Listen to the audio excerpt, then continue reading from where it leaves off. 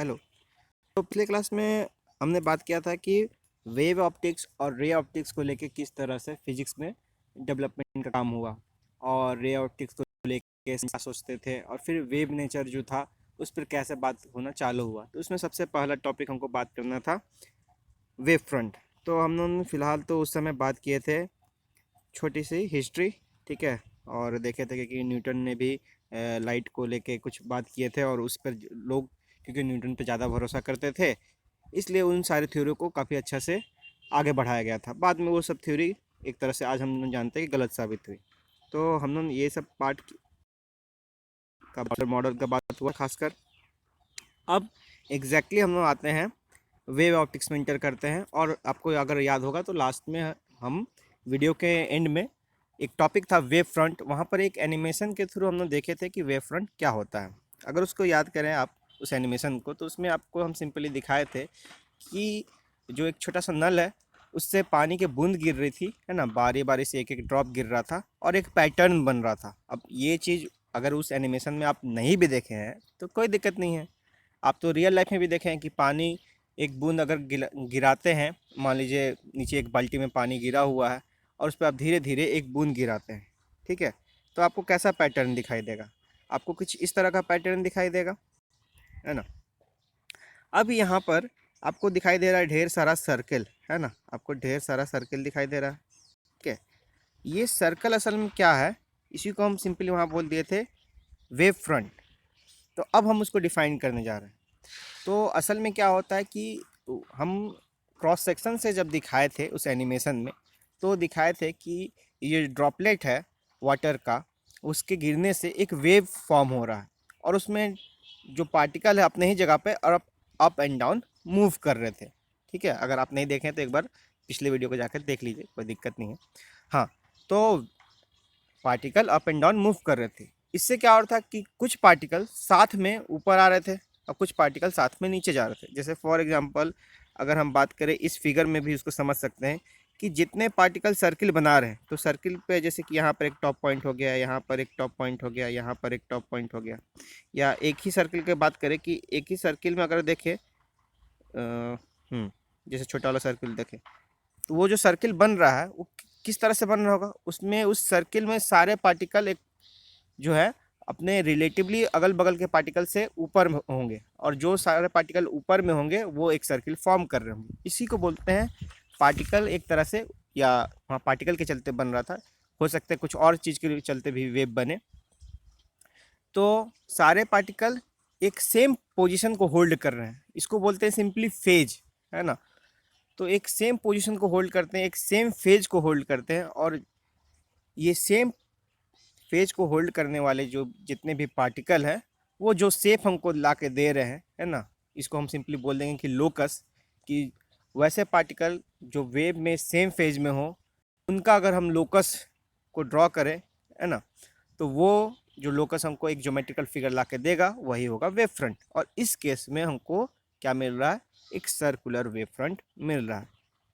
अब हम लोग खैर बात करना था लाइट के बारे में, लेकिन यहाँ पर पानी का वेव के बारे में हम लोग यहाँ बात कर लिए। थोड़ा सा दिक्कत ये है कि लाइट में आपको वेव दिखाई नहीं देता है ना। आप आपको सूरज का रोशनी आ रहा है वो लाइट है, आपको मतलब कहीं पर भी आर्टिफिशियल लाइट भी है जो जैसे बल्ब वगैरह भी है, तो उससे उसको आप वेव के जैसा नहीं देख सकते हैं। जो बहुत अच्छा से सिंपल वे में हम वेव देखते हैं वो ये था, इसलिए हमको एक बार बताना था कि वेव फ्रंट सिंपली होता क्या है, ठीक है। तो इसलिए हम पानी पर वेव का बात किए थे, ठीक है। तो वेव फ्रंट आपको सिंपली क्लियर हुआ कि वैसे पॉइंटों का लोकस जो सेम फेज में हो और उसको ज्वाइन करके जो हमको ज्योमेट्रिकल फिगर मिले उसको वेव फ्रंट बोलते हैं। अब इसके बाद जो इम्पॉर्टेंट चीज़ है लाइट का वेव फ्रंट, ठीक है। तो लाइट का वेव फ्रंट ऐसे समझ लेते हैं कि हाँ देखिए, हम अलग अलग कलर से ढेर सारे वेव्स दिखाए हैं, ठीक है। रेड कलर से है आपको, फिर ऑरेंज है, येलो है, ग्रीन है ना, लाइट ब्लू है और नेवी ब्लू है, ठीक है। अब यहाँ पर देखिए कि जो पार्टिकल यहाँ पर हम देख रहे हैं ये सारे पार्टिकल एक एक साथ एक पोजीशन को होल्ड कर रहे हैं, ऊपर के पोजीशन को, है ना। तो इनको अगर हम इस तरह से ज्वाइन कर रहे हैं और आगे वाले को भी इस तरह से अगर ज्वाइन कर रहे हैं, एक लाइन बन रहा है। ये जो लाइन बन रहा है ना, इसी को बोलते हैं वेव फ्रंट।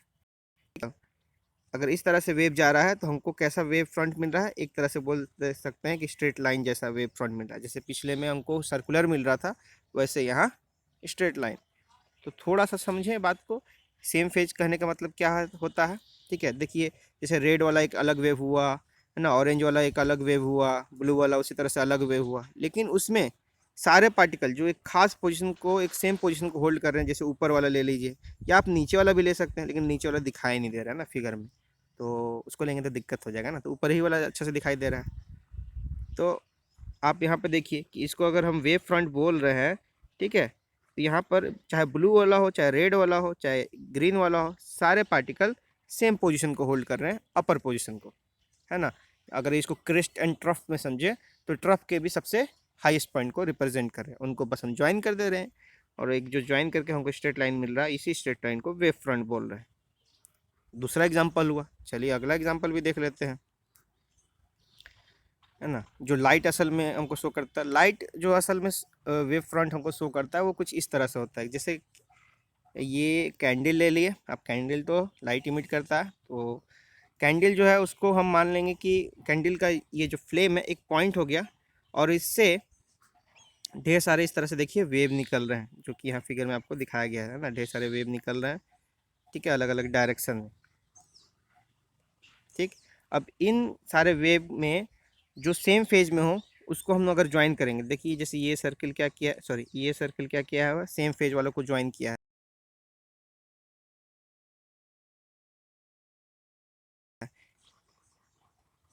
देखिए सेम फेज वालों को ज्वाइन किया है।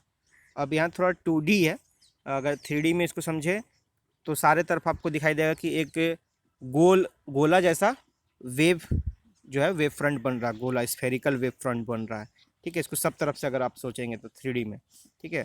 उसी तरह से अगर ये दूसरा वेव ले लिए, ठीक है, बगल में आप देख सकते हैं कि यहाँ पर एक तरह से वेव लिए हैं, और इस तरह से भी एक पॉसिबल वेव फ्रंट हो सकता है, ठीक है। ये प्लेन वेव फ्रंट हो गया, ठीक है, ये प्लेन वेव फ्रंट हो गया, ये स्फेरिकल वेव फ्रंट हो गया, है ना, जो गोले के आकार जैसा होगा, ठीक है। तो ये था एक बेसिक डेफिनेशन वेव फ्रंट का। आप नोट भी कर सकते हैं, जहाँ पर हम वाटर ड्रॉपलेट का बात किए थे, यहाँ पर आप इसको नोट कर लीजिएगा, वीडियो को पॉज करके डेफिनेशन, ठीक है। आगे बढ़ते हैं। अब हमको बात करना है हाइजन प्रिंसिपल का। तो वेव फ्रंट हम समझ लिए, ठीक है, वेव फ्रंट तो हमको क्लियर हो गया। अब हम लोग बात करेंगे वेवलेट्स का, ठीक है, primary wavelets and secondary wavelets. Wavelets क्या होता है, एक तरह से वो सोर्स जो आपको वेव पैदा कर रहा है, ठीक है। जैसे कि वहाँ पर वो कैंडल का फ्लेम एक तरह से प्राइमरी वेवलेट्स हो गया ना, ठीक है। तो इस तरह से जैसे कि यहाँ पर हम बोल सकते हैं, तो वेवलेट्स क्या हो गया कि आपको जो वेव फ्रंट को ओरिजिन करे, है ना, जो वेव फ्रंट को जन्म दे, वो हो गया एक तरह से आपको वेवलेट्स। तो सीधा बात करते हैं हाइजनबर्ग, सॉरी, हाइजन प्रिंसिपल पर। तो हाइजन प्रिंसिपल क्या है कि वेव फ्रंट किसी टी टाइम पर या किसी खास टाइम पर, है ना, अगर हमको वेव फ्रंट यानी कि जो वेवलेट आपको शेप बना रहे हैं, ठीक है, वो शेप अगर हमको निकालना हो तो क्या तरीका पॉसिबल हो सकता है वो शेप निकालने का, ठीक है। इसको लेके दो पॉइंट है जिस पर हम बेसिकली अभी बात करेंगे।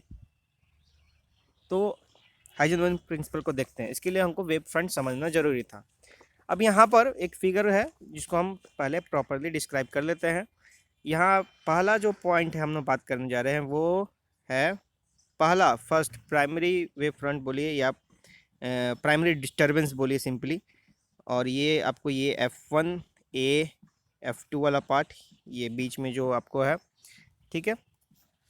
इस पर ये जो वेव फ्रंट है, इस पर हर एक पॉइंट, है ना, हम पहला पॉइंट पर बात करने जा रहे हैं कि इस वेव फ्रंट पर, है ना, F1 A F2, ठीक है, इस वेव फ्रंट पर हर एक पॉइंट एक डिस्टर्बेंस का काम करेगा सेकेंडरी वेवलेट के लिए, है ना, सेकेंडरी डिस्टर्बेंस की तरह काम करेगा। मतलब यहाँ से आप एज्यूम कर सकते हैं कि एक वेव निकल रहा है ना। अगर मान लीजिए ये जो वेव हम देख रहे हैं F1 A F2, है ना, ये आपको स्फेरिकल वेव फ्रंट की तरह प्रतीत हो रहा है, तो हम मान के चलेंगे कि हर पॉइंट जो F1 A F2 पर है, वो हर एक पॉइंट एक स्फेरिकल वेव फ्रंट को ओरिजिन कर रहा होगा, एक नया स्फेरिकल वेव फ्रंट वहाँ से निकल रहा होगा, मान के चलेंगे। क्यों?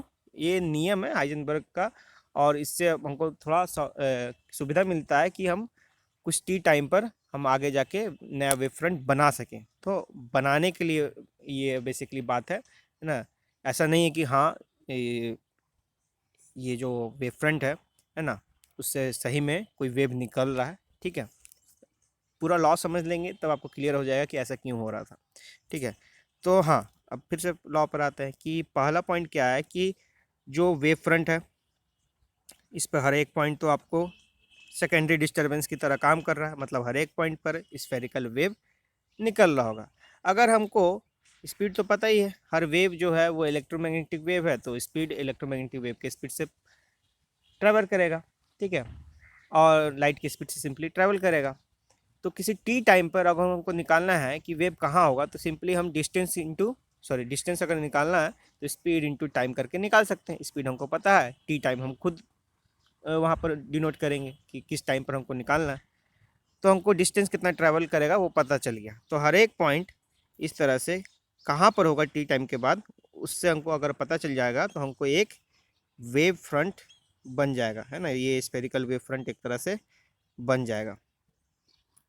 अब इस स्फेरिकल वेव फ्रंट पर हम टेंजेंट ड्रॉ करेंगे, है ना, कॉमन टेंजेंट ड्रॉ करेंगे। जैसे यहाँ पर ड्रॉ किए टेंजेंट, ठीक है, यहाँ पर टेंजेंट ड्रॉ करिए, है ना। मतलब हम सेकंड पॉइंट का बात करें कि अब ये जो वेव फ्रंट हमको बना, जो सेकेंडरी डिस्टर्बेंस का काम किया, ठीक है, हर पॉइंट जो सेकेंडरी डिस्टर्बेंस का काम किया और वेव फ्रंट दिया, उस पर अगर हम टेंजेंट ड्रॉ करेंगे, ठीक है, इस तरह से टेंजेंट ड्रॉ करेंगे, ठीक है, जितना ज़्यादा पॉइंट होगा, जितना ज़्यादा वेव फ्रंट हो, उतना अच्छा मेरे को आगे टी टाइम पर वेव फ्रंट बनेगा। तो इस तरह से अगर हम टेंजेंट ड्रॉ किए और उसको ज्वाइन किए लमसम करके, है ना, अप्रॉक्सीमेटली ज्वाइन करेंगे, तो ये गोल आपको इस तरह से टी टाइम पर वेव फ्रंट मिल गया। उसी तरह से यहाँ पर भी हम टेंजेंट ड्रॉ करेंगे, थोड़ा सा क्लियर कर देते हैं फिगर को।